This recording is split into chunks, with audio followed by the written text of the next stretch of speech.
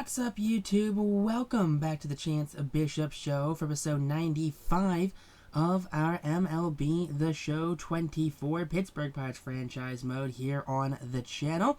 The Pirates coming off of a season which they did make the postseason, but they did not make it past the NLDS. But here in 2046, we're looking to build upon that here.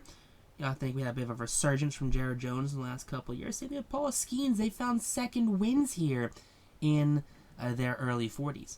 So hopefully these guys can come together again. We're not off to a great start. We are a couple games under 500, but hey, happens. Slow start, figure it out later in the season. Everyone kind of gets hot. Couple win streaks going on. Oh, we just lost like 5 in a row. That's not a good look. But we are over 500 right now, so that is a sign of the times right there. We are turning things around as we're actually a bit of a losing streak, teetering about that 500, 48 and 48 right now. Not great. 48 and 49, a game under 500. Come on, Pirates. We can get this together. Let's get something done here. I don't know. Maybe we have a really good second half. No need to flummox this year.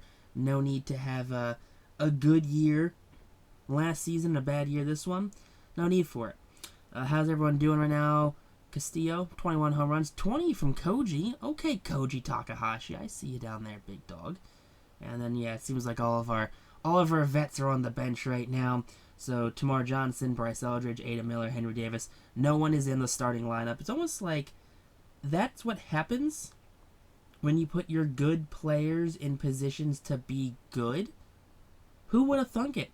Not I. Jared Jones has been relegated, though, to the bullpen, which is a little unfortunate right there. Paul Skenes, 4-8, a 5.96 ERA. Ooh, 4-0 for Jared Jones, a 5 ERA. Not great, but yeah, not a good look right there. How are we coming down here? Renee Sandoval, 84 overall. He just seems like he's regressing really hard. 3.06 ERA, 37 strikeouts, 25 saves, 5 blown saves. He is regressing at age 26, which is mental that happened. How do you regress at I mean, it's a reliever. That's kind of how relievers work. They get really good, and then they get really bad. But Paul Skenes officially moves into second place for the all-time strikeouts lead. 5,083 strikeouts for Paul Skenes here. You love to see that one. You know, Skenes, the only other pitcher besides Nolan Ryan to record 5,000 strikeouts. Yeah. 2 men have reached 5,000 strikeouts in their career. Nolan Ryan, you know, the Ryan Express, the Nolan Express, you know, the great man of Texas.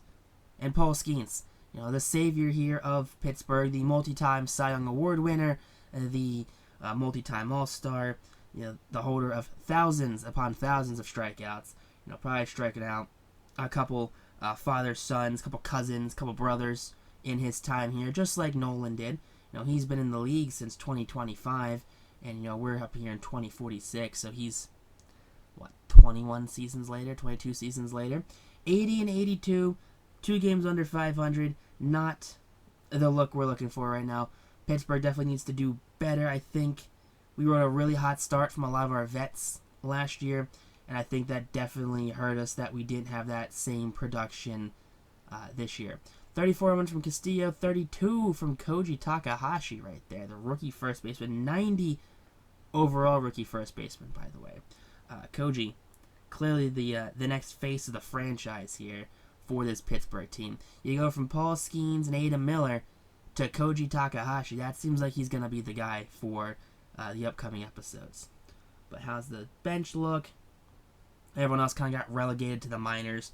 So Eldridge, Ada Miller, Tamara, those guys all got sent down because let the computer do it. 7-15, 6-1 there for Jared Jones. Not bad. 5.41 ERA is definitely not great. Not a big fan of that one. How did Renee finish out? He's down to an 83 overall. Not a good look there. 3.36 ERA. So his ERA kind of stayed about the same. 44 and 8. Not where you want him to be right there. You know, he had those 2 peak seasons right there. The last 2 seasons now, he's kind of slumping backwards a little bit. I can definitely see next year he has that ERA in the 4s again. But Red Sox, they take home the 2046 World Series right there. You do love to see that here for the guys. At least for the Boston Red Sox. All you Boston fanatics up there. All you and your Dunkin' Donuts, good on you. Kenny Hawk wins MVP. Okay, Kenny Hawk, 331, 38 home runs, $120 RBIs. He's breaking up Hubert's MVP streak. Hubert had 3 straight until Kenny came around and decided that he was going to be top dog in the league. Koji, of course, brings home Rookie of the Year. Actually, not even of course right there. The guy below him had a bad 250. Koji only bad 229. I didn't realize he was so bad, actually. Lopez gets a Gold Glove. Good there. Let's see, any other gold, any other hardware right here? No, doesn't look like we have any glove related. But any bats? Kenny Hawk, of course, back-to-back Silver Sluggers there for the Hawkster. Let's see, no one first base, no second base. I'm surprised. I guess Koji, because that average was so low, it's probably why he didn't get it. I wonder if Castillo, though, does bring home his 3rd straight. He does not. Brewers, good old Donald Root back-to-back postseason MVPs. But no World Series MVP this year for Donald. Sawyer Taveras, no wonder. A couple guys bringing home some big hardware pieces there for the Red Sox. You see, you got a reliever, Hank Aaron Award winner, you got an MVP, you got a Cy Young Award winner. I get it. You guys are pretty stacked on the whole talent thing, my guys. It's definitely something you like to see. But Gold Gloves, any crazy names here? Ben Marte, pretty straightforward. On to the Silver Sluggers now. All right, let's see how Boston gets down with these Silver Sluggers. John Burns, or Jonah Burns possibly. I don't know. I didn't see it. They got 1. They got 2. Eloy Martin, the shortstop. All right, anyone else right there? We have, no. Okay, Michael Haynes gets postseason MVP, and Richie Gonzalez gets World Series MVP. So only 2 Silver Sluggers. Henry Davis calls it a career right there. Former 1st overall draft pick Henry Davis, kind of poised for his bat, his discipline. Didn't really happen until later in his career. He was age like 27, 28 season, so he definitely got a late start. I mean, even 2025, our first season here, Henry was in the minors the whole year. It was Joey Bart and Yasmani Grandal were our starting catchers. He just did not have the stats to kind of cut it here in the big leagues those first couple years. I think even his 2nd year, he platooned with Andy Rodriguez, and it wasn't until I think year 3 where Henry became the full-time catcher, and then he was just the everyday guy. So having that happen there, you kind of have to look back at it and just kind of think about, well, how would things have changed if Henry, wasn't with the Pirates, actually had coaches that could develop him properly. Could he have, hit a couple thousand hits? Could he have, hit a few hundred home runs in his career? Could he be possibly a first ballot Hall of Famer?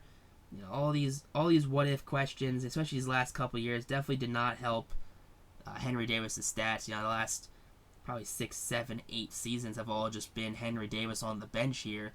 We had Eduardo Tate for a little bit as our backup catcher, but now just having Henry Davis is just... a great guy to have in the clubhouse. You love to have him around. All of the guys, all the vets you love to have around in the clubhouse. But you just can't keep everyone, and eventually these guys are going to have to hang up the spikes and retire. That's one of the first big pieces to go, I'd say. One of the first, former 1st overall draft pick. It's hard to replace those guys' clubhouse leadership. But hey, he could say something that very few players get to say in their careers, that he played his entire career with one team. Ethan Salas also retired. He was a trade candidate for a little bit. Juan Soto retires here in 2046. Surprise, Juan. I guess Juan Soto's kind of young still. He's late 20s. But I feel like, I don't know, he still played a long-ass time. He had like a 30-year career, I feel like, if that's the right Juan Soto out there. But Juan Soto makes it to the Hall of Fame 2018 to 2046. 3,400 hits, 628 home runs, 2,000 RBIs, a 300 career average, only 96 stolen bases. But that is a lot of years. That is so many years. But take a look at our roster, how we're gonna come up. Can we get some of these guys maybe 28 years like Juan Soto? Probably not. But take a look here at our starting lineups at least, and our rotation. Paul Skenes going out there again and just trying